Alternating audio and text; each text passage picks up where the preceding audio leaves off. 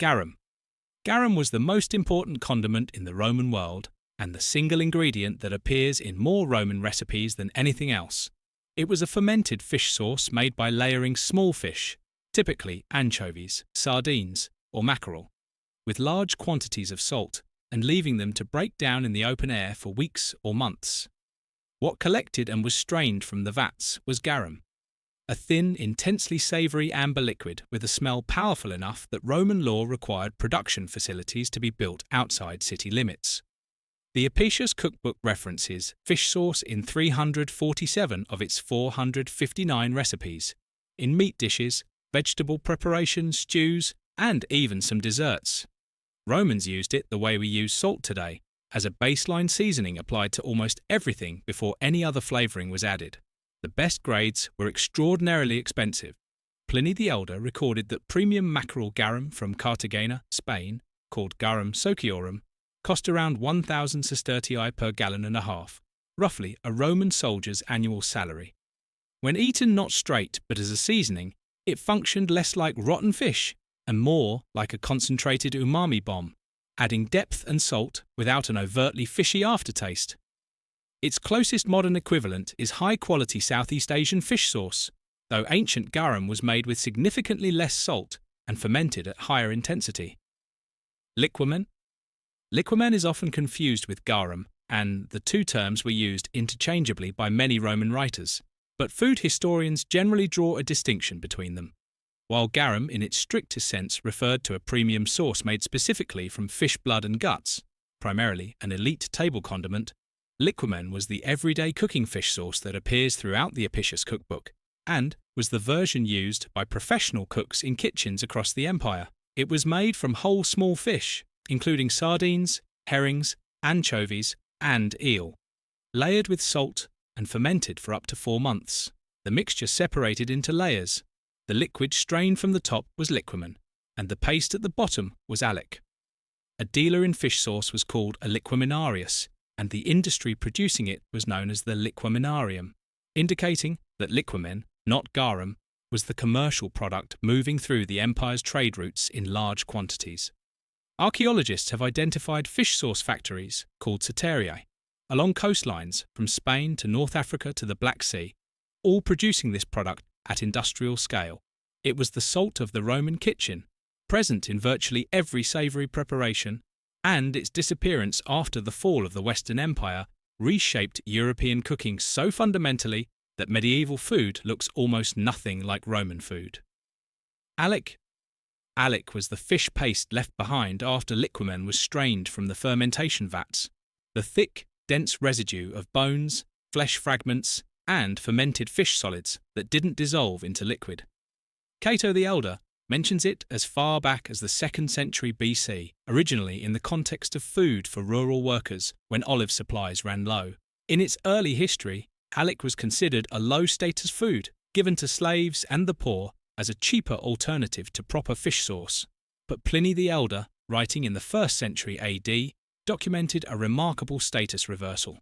By his time, Allec had become a luxury, and premium versions were being made deliberately from the livers of red mullet, oysters, sea urchins, and sea nettles, rather than as a byproduct of garum production. Pliny wrote that it had transiet in luxuriam. It had crossed into luxury. That shift tells you something about how Roman tastes worked. The same fermented fish product, reframed through premium ingredients and scarcity, became a delicacy for the wealthy.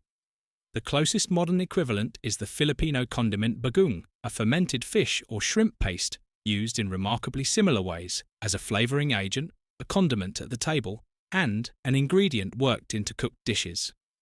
Defrutum.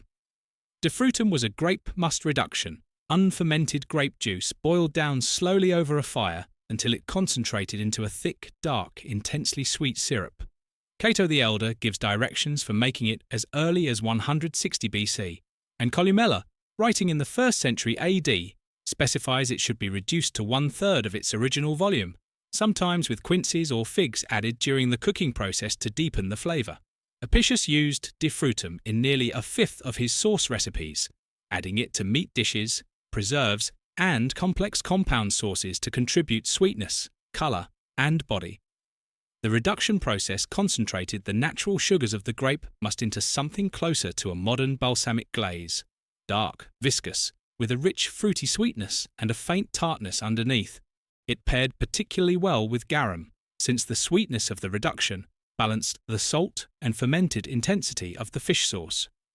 That sweet-sour-savoury combination appears throughout Roman cooking and is the flavour profile that most distinguishes ancient Roman cuisine from modern Western food. Defrutum is still produced in Italy today under the name saba or vincotto, and remains a close approximation of what Romans were cooking with 2,000 years ago. Muria.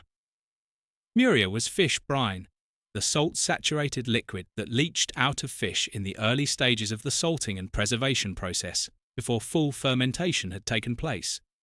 It was primarily produced from tunny, the large tuna-like fish abundant in the Mediterranean, and was collected separately from the more fully fermented garum and liquamen.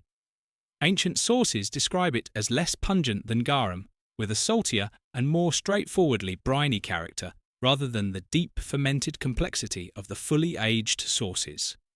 Sally Granger, one of the leading modern scholars of Roman fish sauce, identifies Muria as essentially a fish brine rather than a true fermented sauce, making it functionally similar to the liquid you find in a jar of anchovies today. In Roman kitchens, it served as a milder flavouring option, and it also had a practical use in preservation. Fish and vegetables could be stored in Muria to keep them edible. It appears in Apicius as an ingredient in compound sauces, but far less frequently than garum or liquamen. In the hierarchy of Roman fish condiments, Muria sat below the fully fermented products in both status and intensity. Oxygarum. Oxygarum was one of several compound sauces Romans made by combining garum with other base ingredients, and it was among the most common. The name combines the Latin words for vinegar, oxys, and garum, which describes the formula precisely: fermented fish sauce blended with wine vinegar. The result was a sharp, acidic, intensely savoury dressing used primarily for salads and vegetables. Athenaeus, the Greek writer of the late 2nd and early 3rd centuries AD, describes Oxygarum as the typical Roman dressing for lettuce. Sometimes black pepper or other spices were ground into it to create more complex versions. The combination of vinegar's acidity and garum's depth of umami produced a dressing that was considerably more complex than either ingredient alone. Tart and salty at once, with the fermented fish character of the garum acting as a background note rather than a dominant flavour. It functioned in Roman cuisine the way a well-made vinaigrette functions today, as a finishing condiment applied at the table rather than a cooking ingredient, and it is one of the more direct ancestors of European salad dressings. Sinapi. Roman mustard. Sinapi was the Roman word for mustard, and mustard was one of the most widely used condiments in ancient Rome outside of the fish sauce family. The Romans mixed mustard seeds with vinegar, and sometimes with pine nuts, honey, and olive oil depending on the application. The Apicius cookbook includes mustard as an ingredient in compound sauces for meat and vegetables, and Colimella's De Re Rustica preserves a specific recipe calling for mustard seeds ground with honey, Hispanic olive oil, and strong vinegar. A version made with unfermented grape must, mustum ardens meaning burning must, gave rise to the word we still use today. The Latin mustum plus ardens eventually became mustard in English. The Romans also produced a version with pine nuts added, which Colimella specifically recommended for serving at dinner parties. The pine nuts softened the heat and added a rich, oily nuttiness to the sharp base paste. Roman mustard was white in colour when made well, which ancient writers noted as a mark of quality. It was used as a table condiment and as a flavouring in complex sauces, paired especially with boiled vegetables. Oxymeli.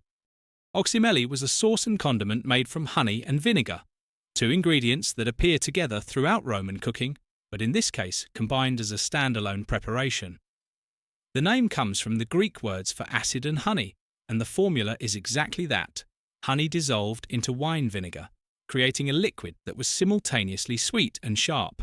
Cato the Elder and Colimella both document it, and it appeared in Roman medicine as well as in the kitchen.